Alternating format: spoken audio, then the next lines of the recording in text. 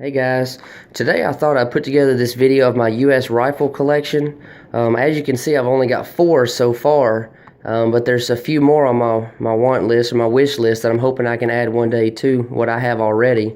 I thought I'd start here at the top. This is my model 1896 US Krag rifle, and I ran the serial number, and this one was made in 1898. Let me see if I can get this to zoom in here. See, it says model 1896 U.S. Springfield Armory, and then it's got the serial number. I know it's kind of blurry. I'm trying to zoom in there, but anyways, this is just an awesome piece of history. It was used during the Spanish-American War and a little bit of other usage, you know, around the end of the 1800s, early 1900s. It shoots the 30-40 Krag cartridge. Unfortunately, that ammo is really expensive. You probably won't find it cheaper than $1.50, $2 a round, but I got some at a gun show for $1 a round. I shot it not too long ago. It's a lot of fun. If you're not familiar with them, these are just an awesome piece of history. They load here from the side. This right here folds down and you just drop the bullets in. It's just really awesome bolt setup and everything. It's overall in really good condition. Like I said, this one's 1898, so you know that puts it at about 118 years old. The barrel, you know, the bore is kind of wore out. Obviously, it's been shot a lot, but it's a lot of fun for me to still shoot this thing. I'm just glad I was able to get it. I actually have little or nothing in it, and what I mean is, there was a man that was selling this. He wanted $530, and at the time, I had, you know, an Enfield, a British Enfield I was looking to maybe sell or trade. And we got to talking and everything, and we met up and, you know, looked over each other's rifles. And the man asked if I wanted to do an even trade, which, you know, I couldn't believe it because the Enfield I only paid $80 for. And so we did the trade, you know, and so basically I paid $80 for this rifle is the way to look at it, which is a steal. These go for several $100s. I was just so fortunate to be able to get an awesome deal and, you know, add this to my collection when I did. But if you're able to, definitely pick one of these up. They're not that common anymore. I'm not going to say they're rare. They're out there, but a lot of times they go for a high dollar. But just an awesome piece of history. Like I said, Springfield Armory. A nice addition there.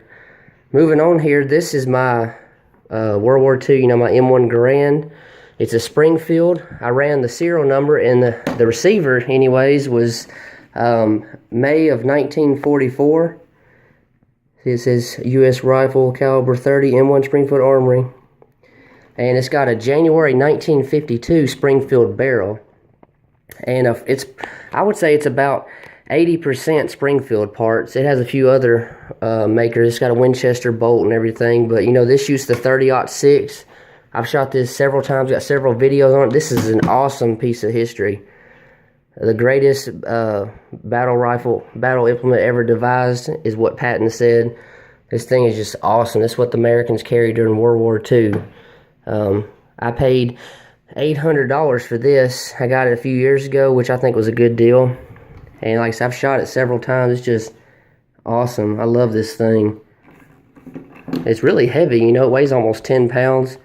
If you can pick up one of those, also definitely get one of those, because it's definitely a good investment. You know, a lot of this stuff is, you know, there's people I work with, they buy all these guns that are newly made nowadays, and some of them think they're going to be worth money. But I'm like, they have no historical value. They're made yesterday compared to these made 70, 80, 100 years ago, you know. But at the same time, just because something's old doesn't mean it's valuable. But anyways, I think it's a good way to, as far as investing in guns, I think guns are a good investment for sure in the long run. But anyways, like I said, May 1944, receiver, January 1952 barrel, Springfield. Moving on here, this is my Winchester M1 carbine, and it's actually got the original barrel. It's got a, let me see if I can get it on there. It's got the W for Winchester, if it'll zoom in. I don't know if it will or not. But like I said, it's made in 1942. If you notice, it doesn't have the bayonet lug, which was added late, I believe late 44. But this thing is just awesome piece of history as well. See, it's got the peep sight here, which changed to the rear aperture sight. It's got a few other little different things here and there. The safety right here. The stock's actually different than my other one as well. But like I said, it's a Winchester. Like I said, I ran the serial numbers, made 1942. And it's actually, like I said, an early one. It's also got a Saginaw gear stock on it. The only thing is, if you notice, someone, however, probably several years ago, they put like a checkering in the stock. Which, I mean, I'm sure they didn't expect these to be worth what they are nowadays, but it definitely hurt the value of the stock of the rifle. But I kind of like it. You know, one day I might end up getting a replacement stock for it, but anyway, I'm just gonna hang on to it for now. I think it's a really nice looking rifle. Shoots the 30 caliber carbine round. And the last one I got here, this is my Underwood, which is kind of hard to see. The only thing about these rear aperture sights, it covers up the majority of the manufacturer's stamping on there, the name and everything. But this one was made in 1944. As you see, it's in really good condition. See, it's got the bayonet lug on there, the rear aperture sight. See, it has the little, I guess you call it switch safety, little flip safety. Flip it back and forth, whereas, like I said, this one's got the little push button, the early safety setup there. This one's in really good condition.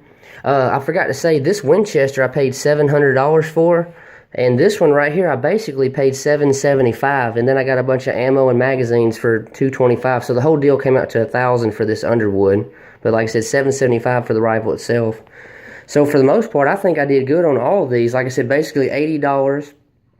$800, which is, I mean, you can still get them at the CMP, I think, for like $730. So I still don't think I did bad as far as the Springfield Garand. $700 on the Winchester and $775 in the Underwood. But like I said, I just wanted to put this video together. I mentioned that there's a few other ones I would like to add to my collection, and that's a Springfield 03 and maybe a Springfield 03 A3, and also a model of 1917. I'd like to have one of those, which I actually know a man that has one. He's selling it for $700, which is, I think, a pretty good deal. It's not a steal or anything, but maybe I can work something out with him in the near future. And as far as handguns, you know, I don't have any American handguns. Really, all I have is 2 of the Russian Nagant revolvers. That's all I have. I would like original Colt 1911, the Colt single action Army. And there's a few other ones I would like to have, but, you know, money's always a factor unless I find a deal, which I'm always hoping for. But anyways, guys, I just wanted to put this together. This is one of many videos I've been planning on making. I appreciate all the likes, comments, and subscriptions. And I actually, about a week or so ago, week and a half ago, I hit 300 subscribers, and I want to take the time to thank every one of you. I really appreciate a lot. My channel has really grown, you know, in the last several months, last year or so, and I hope it continues to grow. And it's just an encouragement when, you know, people comment and like and give me feedback on what I'm doing, and actually give me ideas of ways I could improve my channel. But anyways, this is my U.S. rifle collection. Thanks.